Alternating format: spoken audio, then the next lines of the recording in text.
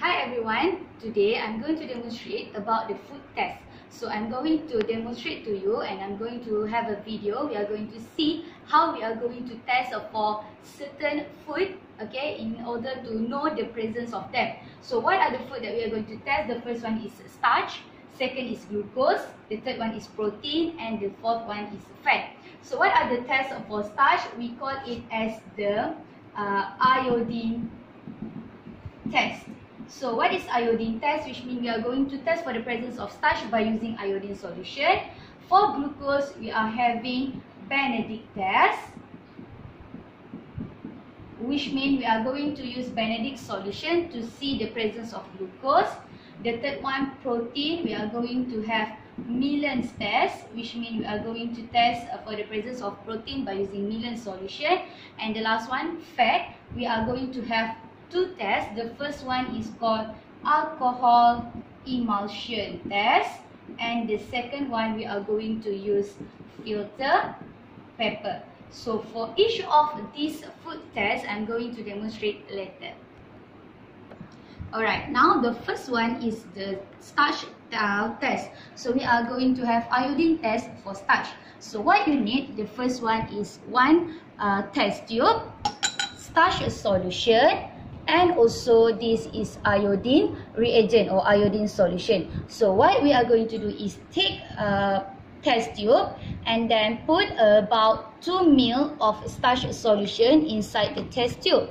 So this is qualitative, so the quantity is not very important, but you just assume it is about 2 or 3 milliliter.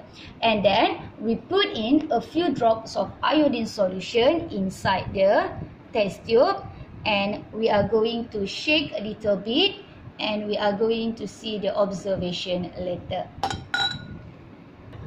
Alright, for the second test is the glucose test that we are going to have Benedict test, which means we are going to use Benedict solution. So first thing, you need one boiling tube. So this is boiling tube, okay, one boiling tube. We are going to have glucose solution, and also this is Benedict solution. You must remember Benedict solution has very nice blue color. So what we are going to do is, you take the boiling tube, put in about 2 to 3 ml of glucose solution inside, and then put a few drops of Benedict solution inside, and then shake a little bit. After that, we put inside the water bath. So we are going to heat this solution until it boils. But you must remember, before you start the test, you must boil the water first, or you must heat the water first, and then just let it be until boil, and we are going to see the result later. Alright, for the third test, we are going to test for the presence of protein. So for protein, we are going to have Millen test. So what we need is, again, one boiling tube, okay, albumin solution. For your information, what is albumin solution? Is actually white egg. So as you know, as you have learned before this, white egg will contain protein. So we use albumin solution instead of the protein itself. So albumin, also known as the white egg. And also this one is the Millen reagent. Okay, so first thing, you take one boiling tube and then put in 2 to 3 milliliter of albumin solution inside, and then put a few drops of Millen reagent inside and shake a little bit. After that, you put inside the boiling water and let the solution to boil for a few minutes. So again, I would like to remind you, before you start the experiment, you must heat the water first to less the time consumed.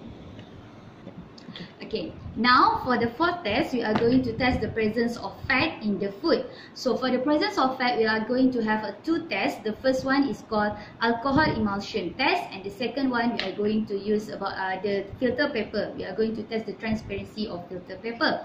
So what are we need? So the first one, we need a test tube. Second, we need alcohol solution.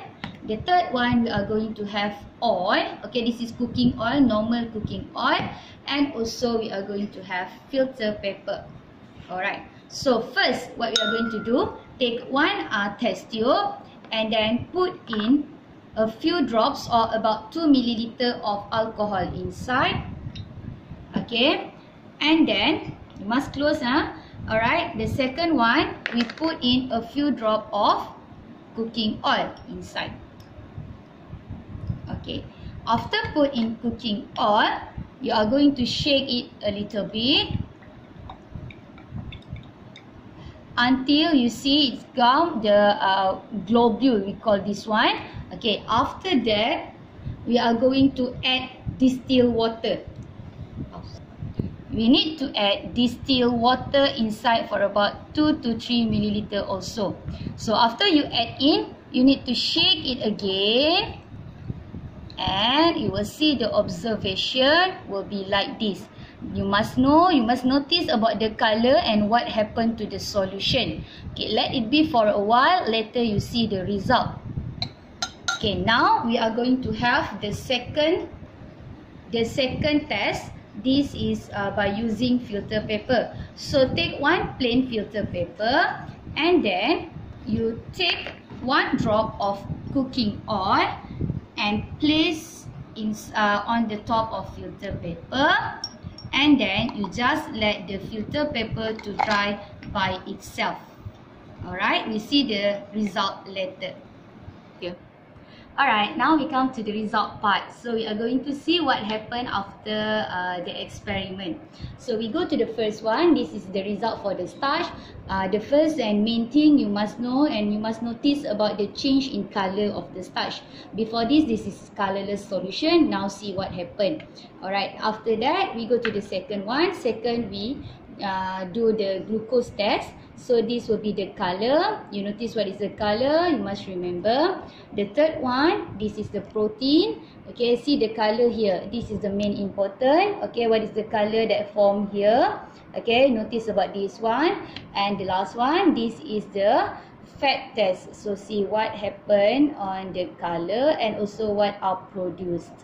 Alright, and this is also for the fat test of the filter paper. You see the spot here, see the difference on my finger, that part and this part. Alright, so okay.